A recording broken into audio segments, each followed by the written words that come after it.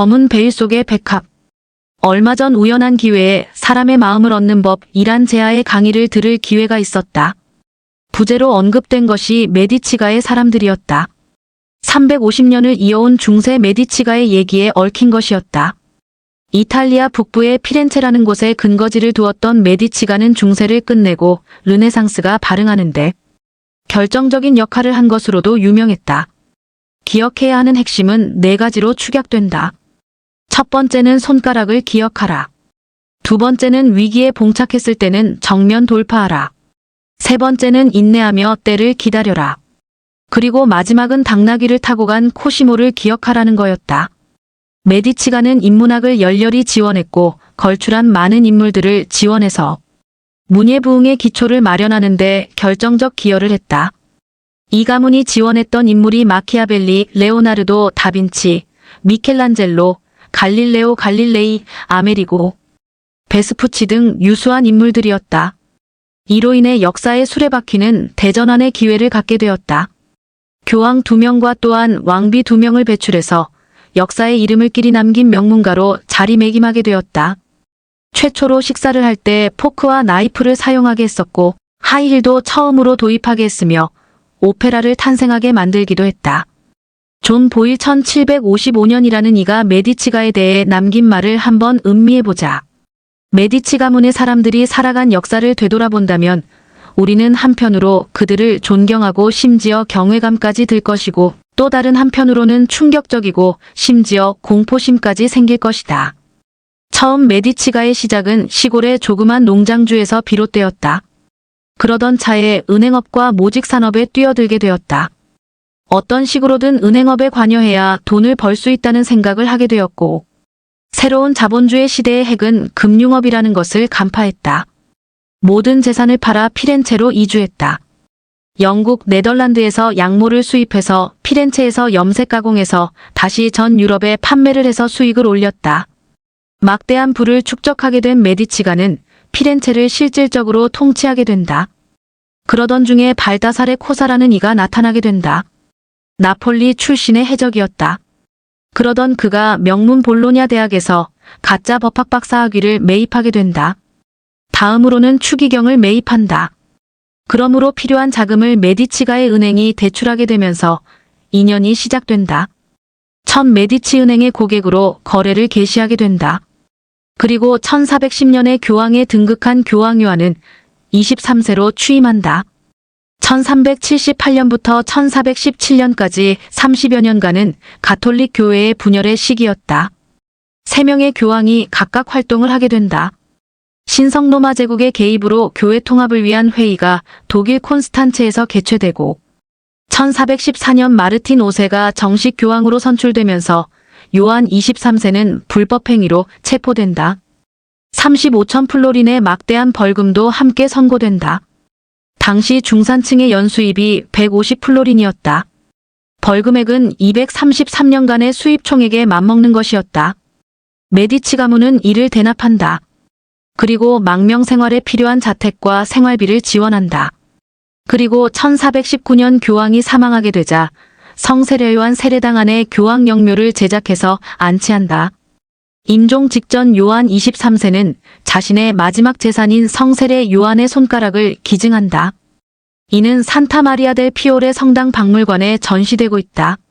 손가락은 무엇을 상징하는가? 메디치 가문의 시작을 보라. 메디치 가문은 결코 한번 맺은 신의를 결코 저버리지 않는다. 두 번째는 위기의 순간에 목숨을 건 정면 돌파를 선택하라. 로렌초 대 메디치라는 이의 얘기이다. 1478년에 파치의 음모라에서 나폴리의 국왕 페란테가 사주에서 로렌초를 암살하는 시도가 있게 된다. 부활절 대성당에서 암살 기도가 있었다. 다행히 로렌초는 살해의 위기를 모면하게 되나 대신 그의 동생 줄리아노가 살해된다. 그런 암살 기도가 있은 이듬해 페란테는 나폴리 교황군 연합군이 피렌체를 포위하게 되면서 항복 위협을 가하게 된다. 그때 로렌초는 배를 타고 프랑스로 원군을 구하러 간다. 그때 한 말이다. 친애하는 원로 여러분, 위기와 절망에 처한 피렌체를 구하기 위해 이제는 말로가 아니라 행동을 할 때가 왔습니다. 지금 우리 피렌체에 절실히 필요한 것은 평화입니다. 다른 모든 노력이 수포로 돌아간 지금 피렌체가 더 큰 재난에 봉착하기 전에 제가 목숨을 걸 때가 왔다는 것을 깨닫습니다. 나폴리로 제가 가겠습니다. 저를 그토록 미워하고 죽이고 싶어하는 이들이 들끓는 그곳으로 제가 가겠습니다. 우리 피렌체에 평화를 가져올 수 있다면 적의 손에 저를 맡기는 것을 두려워하지 않겠습니다. 나폴리 국왕이 우리 도시에서 자유를 뺏어갈 계획이라면 피렌체의 많은 사람들에게 그 재앙이 닥치기 전에 제가 먼저 그 최악의 순간을 맞이하겠습니다. 로렌초의 정면 돌파는 결국 원군을 데리고 오게 되었고 위기의 피렌체를 구하게 된다. 그것을 묘사한 것이 산드로 보티첼리의 작품 팔라스와 켄타우로스라는 것이다. 지혜와 승리의 여신 팔라스 아테나가 야만과 폭력의 켄타우로스를 제압하는 것이다. 9.11 테러가 있었을 때 부시 대통령이 그 현장으로 가서 외쳤다. 이 건물을 무너뜨린 사람들이 우리의 이 함성을 듣고 있다. 위기의 순간에 그것에 굴복되지 않고 그것을 극복하고자 하는 용기를 보여준 사례로 손꼽힌다. 다음 세 번째는 인내하고 때를 기다려라. 이는 카테리나 데 메디치 1519-1589라는 왕비에 관련된 것이다. 마키아벨리의 가르침인 사자의 힘과 여우의 지혜를 언제나 기억했던 진정한 메디치 가문의 딸이었다. 메디치 가문의 두 번째 교황 클레멘트 7세의 후원을 받아 프랑스 왕자 앙리 2세와 1533년에 결혼한다. 피렌체 가문의 몰락과 교황의 서거로 불행한 결혼 생활이 이어진다. 그 이탈리아 여자라고 불렸고 시댁의 핍박을 받게 된다. 이 계집아이는 완전 알몸으로 내게 왔구나라고 프랑수아 1세의 한탄이 이어졌다. 앙리 2세는 미모의 애첩인 디안과 주로 생활을 하게 된다. 왕비가 의지했던 이는 세기적인 점성술사 노스트라 다무스 1503-1566이었다. 그의 예언은 이랬다. 젊은 사자가 늙은이를 눕히리라. 싸움터에서 이상한 결투로 황금 우리 속 그의 눈을 찌르리라. 두 집단의 하나 그리고 잔인한 죽음을 맞이하리라. 그녀는 그의 아버지가 헌정받았던 마키아벨리의 군주론의 애독자였고 실천자였다. 최악의 상황에 처했지만 굳건히 자존감을 지켜갔고 피렌체 가문의 딸로서의 자긍심을 잃지 않았다. 프랑스 왕비로서 또는 섭정 왕후로서의 역할을 충실히 수행해냈다. 종교 전쟁의 와중에서도 30년 동안 프랑스를 실질적으로 통치했었고 지배했다.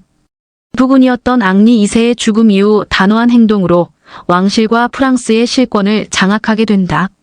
아들 3명이 차례로 왕으로 등극하게 되고 영국, 스페인, 독일, 오스트리아 왕실과 사돈을 맺게 된다.